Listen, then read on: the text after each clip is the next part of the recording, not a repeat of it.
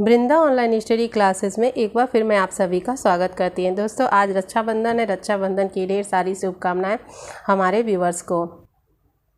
News की शुरुआत करते हैं एल टिकट से। अर्हता के विवाद में चयन के बाद भी फंसी हैं नियुक्ति। हिंदी विषय के 130 चयनित अभ्यर्थियों को नौकरी मिलने का इंतजार और शिक्षक भर्ती में आवेदन तिथि पर विवाद के कारण रुकी हैं फाइलें। एलटी ग्रेड शिक्षक भर्ती के तहत हिंदी में सहायक अध्यापक के पदों पर चयनित होने के बावजूद 125 अभ्यर्थी नियुक्ति मिलने का इंतजार कर रहे हैं। अर्हता के विवाद में उनकी नियुक्ति फंसी हुई है। इनमें से कई अभ्यर्थी ओवर एज भी हो रहे हैं। अगर उन्हें नियुक्ति नहीं मिली तो भविष्य के लिए भी उनके रास्ते बंद हो जाएंगे। अभ्यर्थियों ने उत्तर प्रदेश लोक सेवा आयोग के अध्यक्ष से मांग की है कि उनकी नियुक्ति की संस्तुति माध्यमिक शिक्षा निदेशालय को शीघ्र भेजी जाए। आयोग की ओर से एलटी ग्रेड शिक्षक भर्ती परीक्षा 29 जुलाई 2018 को आयोजित की गई थी। 15 विषयों में एलटी ग्रेड शिक्षकों के 10,768 पदों पर भर्ती होनी थी। इनमें से हिंदी विषय में सहायक अध्यापक के 1433 पद शामिल है, जिनमें से 696 पद पुरुष और 737 पद महिला वर्ग में थे। हिंदी विषय में एलटी ग्रेड शिक्षक भर्ती के लिए आयोग ने अर्हता निर्धारित की थी कि अभ्यर्थी के पास इंटरमीडिएट में संस्कृत विषय रहा हो और साथ ही बीए में हिंदी विषय रहा हो और बीएड की डिग्री हो। तो इंटरमीडिएट में संस्कृत चाहिए और बीए में हिंदी विषय रहेगा तो वही हिंदी के लिए योग्य अभ्यर्थी हैं। तो और बीएड की डिग्री। तमाम अभ्यर्थी ऐसे थे जिनके पास इंटरमीडिएट में संस्कृत विषय नहीं था, फिर भी उन्होंने आवेदन किया। नियम है कि आवेदन की अंतिम तिथि तक अभ्यर्थी के पास अर्हता होनी चाहिए। इन अभ्यर्थियों ने एकल विषय संस्कृत से इंटरमीडिएट की परीक्षा दे रखी थी। उन्हें आवेदन की अंतिम तिथि तक रिजल्ट जारी होने की उम्मीद थी। आवेदन 15 मार्च 2018 से 16 अप्रैल 2018 के लिए किए गए थे, लेकिन 16 अप्रैल तक यूपी बोर्ड परीक्षा का रिजल्ट घोषित नहीं हुआ। रिजल्ट 29 अप्रैल 2018 को जारी किया गया। बाद में कोर्ट के आदेश पर आयोग ने 4 से 14 जून तक अलग से आवेदन लिए। परीक्षा के रिजल्ट आया तो तकरीबन 130 चयनित अभ्यर्थियों की अर्हता पर विवाद हो गया, क्योंकि उन्होंने एकल विषय संस्कृत से यूपी बोर्ड इंटरमीडिएट की परीक्षा दी थी, लेकिन उनका रिजल्ट आवेदन की अंतिम तिथि 16 अप्रैल के बाद आया। इसी कारण से सारा विवाद है। अभ्यर्थियों को भर्ती के लिए अर्ह माना जाए। अभ्यर्थियों का कहना था कि आयोग ने 4 से 14 जून तक दोबारा आवेदन लिए हैं। आवेदन की अंतिम तिथि 14 जून हो गई।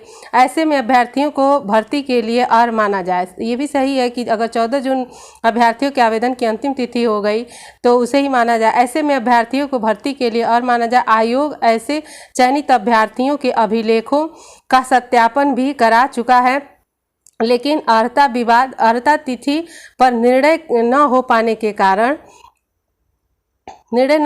कारण चयनितों की फाइलें आयोग में ही पड़ी हुई हैं। प्रतियोगी छात्र मोर्चा के अध्यक्ष विक्की खान का कहना है कि अगर अभ्यर्थियों को परीक्षा में शामिल होने का मौका दिया गया और चयन के बाद उनके अभिलेखों का सत्यापन भी हुआ है तो उन्हें नियुक्ति भी मिलनी चाहिए। मांग की है कि अर्हता का विवाद दूर करते हुए चयनितों की नियुक्ति को सिफारिश माध्यमिक शिक्षा निदेशालय को शीघ्र भेजी जाए। तो यह है इनका विवाद। अगला न्यूज़ भी एलटी ग्रेड से संबंधित है। तो यह अंग्रेजी भाषा सब्जेक्ट का है कि नियुक्ति को फिर कोर्ट जाएंगे अंग्रेजी भाषा के अभ्यर्थी। यहाँ देखिए, एलटी ग्रेड भर्ती में अंग्रेजी भाषा के अभ्यर्थियों का प्रकरण उत्तर प्रदेश लोक सेवा आयोग और उत्तर प्रदेश माध्यमिक शिक्षा निदेशालय राजकीय के बीच अटका हुआ है। मामला अंग्रेजी भाषा के अंग्रेजी साहित्य के समकक्ष होने की मान्यता का है। भर्ती विज्ञापन में दिया गया था कि अंग्रेजी भाषा साहित्य इसे अंग्रेजी साहित्य के समकक्ष और परीक्षा नियंत्रक के संयुक्त हस्ताक्षर युक्त प्रमाण पत्र लेकर घूम रहे हैं, लेकिन निदेशालय ने इसे नियमावली में न होने की बात कहकर पुनर्विचार के लिए लोक सेवा आयोग को संदर्भित कर दिया है। अब चयनित अभ्यर्थी कोर्ट के आदेश की अवमानना को लेकर फिर कोर्ट जाने की तैयारी में है। चयनित अंग्रेजी भाषा के अभ्यर्थी गजेंद्र प्रताप सिंह बुंदेला ने बताया कि एलटी 2018 की परीक्षा में जुलाई 2018 में हुई, इसमें अंग्रेजी भाषा के अभ्यर्थी चयनित हुए, लेकिन उन्हें नियुक्ति नहीं दी गई, जबकि अंग्रेजी भाषा साहित्य के अभ्यर्थी नियुक्ति पा गए हैं। कोर्ट गए 13 अभ्यर्थी डबल बेंच में लड़ाई जीते। इसके बाद लोक सेवा आयोग के पैनल ने विश्वविद्यालय की रिपोर्ट के बाद अंग्रेजी भाषा को अंग्रेजी साहित्य के समकक्ष मान लिया। वेरिफिकेशन के बाद पत्रावली माध्यमिक निदेशालय में भेजी तो वहां से इसे नियमावली के विरुद्ध बताकर पुनर्विचार के लिए वापस आयोग को भेज दिया गया। गजेंद्र सिंह ने कहा कि मामले में आरटीआई लगाई है कि उनके प्रकरण में क्या चल रहा है। उचित जवाब न मिलने पर वह अभ्यर्थियों के साथ शिक्षा निदेशालय के खिलाफ कोर्ट में अवमानना के लिए याचिका दाखिल करेंगे। तो यह है अंग्रेजी भाषा शिक्षकों के अभ्यर्थियों की समस्या।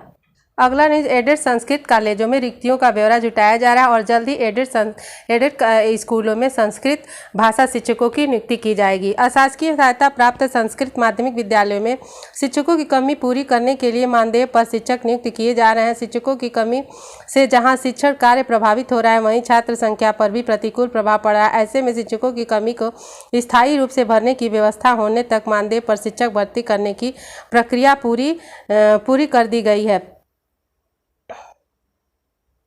प्रदेश भर के एडेड संस्कृत कॉलेजों में रिक्तियों का विवरण उप शिक्षा निदेशक संस्कृत ने जुटाया है। प्रदेश के सभी जिलों में संस्कृत शिक्षकों के रिक्त पदों का विवरण निदेशालय में शनिवार को दिन भर जुटाया जा रहा है। इसकी मॉनिटरिंग उप शिक्षा निदेशक CL चौरसिया करते हैं। जिन जिलों से विवरण देने में देरी हुई उन्हें सीधे फोन कर जानकारी मांगी गई। रिक्तियों का ब्यौरा निदेशक को भेजने के साथ ही विज्ञापन जारी किया जाना है। मानदेय पर रखे जाने वाले शिक्षक शैक्षिक सत्र 2021-22 और 22-23 के लिए चयनित किए जाएंगे। पूर्व मध्यमा कक्षा 9 से 10, उत्तर मध्यमा कक्षा 11 और 12 के लिए शिक्षकों की योग्यता अलग अलग निर्धारित की गई है। चयन समिति अभ्यर्थियों का चयन करेगी। शैक्षिक गुणांक व साक्षात्कार के अंकों के आधार पर चयन किया जाएगा। अभ्यर्थियों का साक्षात्कार संस्कृत में लिया जाएगा। चयन परिणाम 13 अक्टूबर को घोषित करने की योजना है। प्रथमा एवं पूर्व मध्यमा स्तर के शिक्षण कार्य के लिए 12,000 और उत्तर मध्यमा स्तर के शिक्षण कार्य के लिए 15,000 रुपये मासिक मानदेय निर्धारित किया गया है। दोस्तों, इसी के साथ हमारा आज का वीडियो समाप्त होता है। वीडियो आपको कैसा लगा कमेंट करके जरूर बताएं और चैनल को हमारा सब्सक्राइब नहीं किया है तो चैनल को जरूर सब्सक्राइब कर लें और कमेंट करके भी बताएं आपको हमारा वीडियो कैसा लगा है।